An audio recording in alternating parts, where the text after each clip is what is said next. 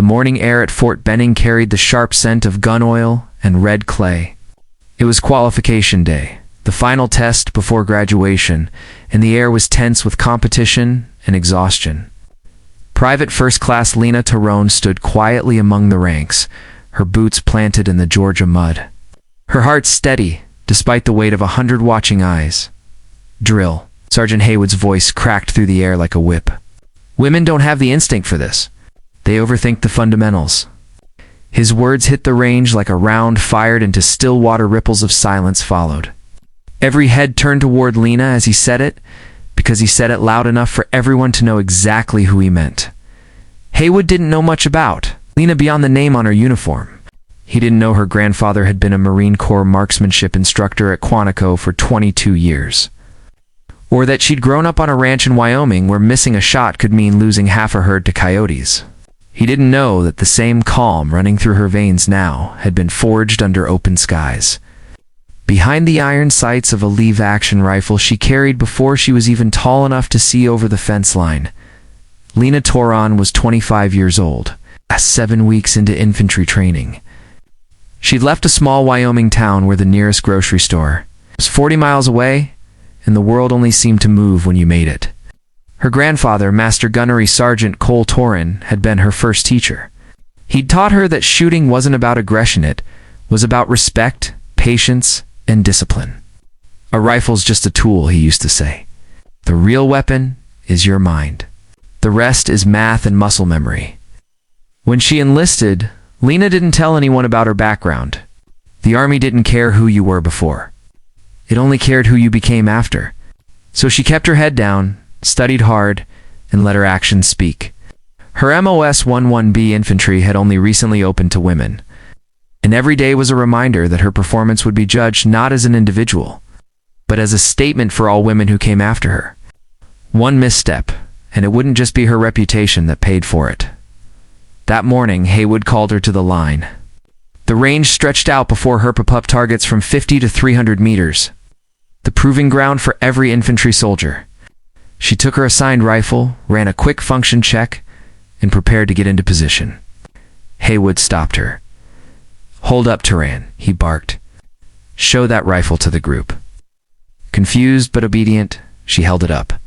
Haywood approached, face tight with something between arrogance and anticipation. He examined the rifle, nodded, then suddenly declared, "This weapon's not properly maintained." "Unsafe for live fire," Lena blinked. "Drill sergeant, I just pulled it from the rack." "It wasn't issued." He didn't let her finish. "If you don't respect your equipment, you don't belong on this range." Then, in front of the entire company, he lifted the rifle, slammed it across his knee, and cracked the handguard with a sound that made half the line flinch. The silence that followed was thick. Someone muttered about a report of survey. Haywood ignored them all.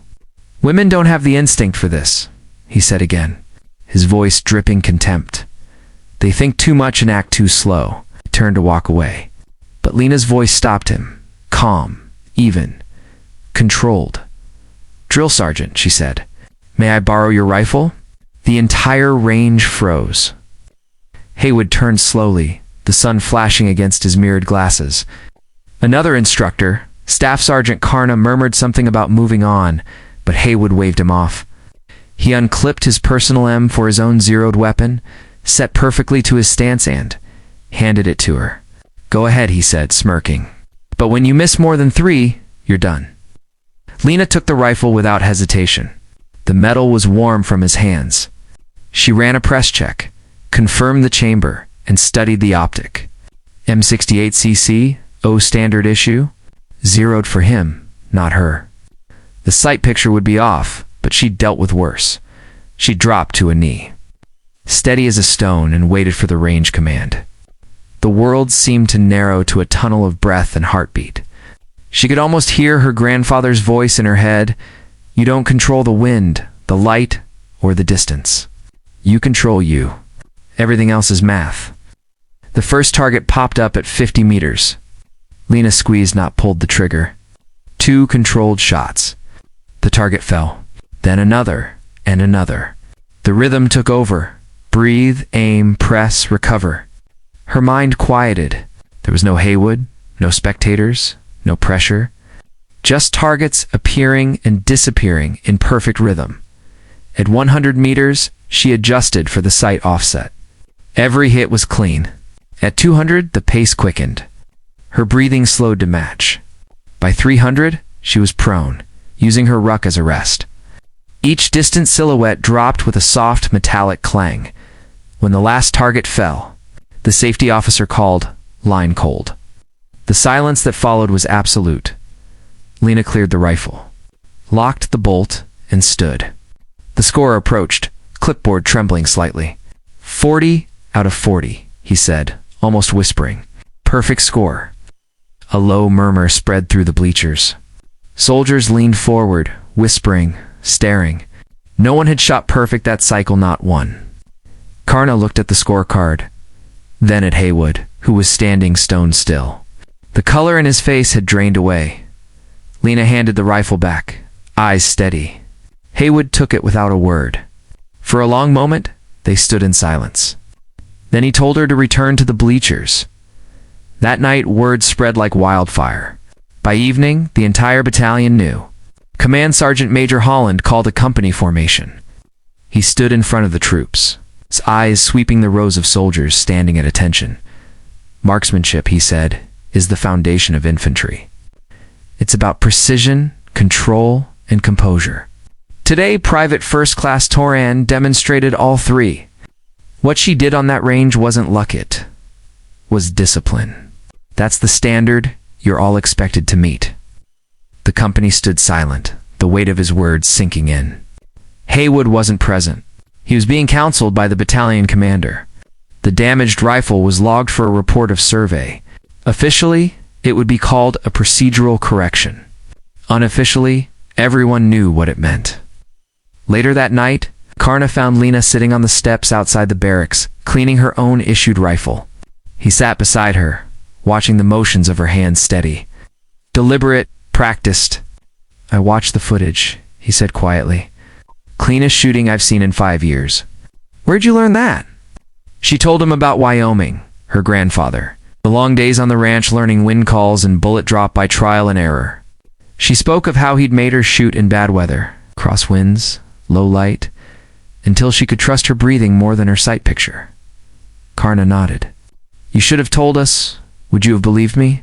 She asked. He hesitated, then smiled faintly. Maybe not. But they'll believe you now. Lena graduated first in her class, ranked number 1 out of 120 soldiers. She earned a leadership development slot and an Army Achievement Medal for performance and professionalism. 2 weeks later, Haywood was quietly reassigned. No farewell ceremony, no speech. Just a name crossed off a roster. Lena didn't feel triumphant. It wasn't victory, it was survival. Proof she'd been forced to give. Proof she wished she'd never had to. But it mattered. The other women in her company said things changed afterward. Drill sergeants watched their words. Evaluations grew fairer. The bias didn't vanish, but it retreated. Months later, at her first duty station, Lena received a letter. The envelope was old-fashioned, the handwriting careful and uneven. It was from her grandfather. Word had reached him through Old Marine. Channels about what happened at Benning. He wrote that he was proud not because she'd outshot anyone, but because she'd stood her ground when it counted. I taught you to shoot, he wrote, not so you could prove yourself to anyone else, but so that when the moment came, you'd be ready. That's what marksmanship really is. It's readiness. It's knowing who you are when the world starts doubting it. She folded the letter carefully and slid it into her rucksack. From that day forward, she carried it on every deployment. Every time she lined up her sights, every time she led her team.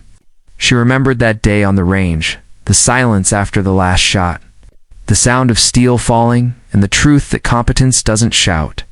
It simply speaks for itself, one perfect shot at a time.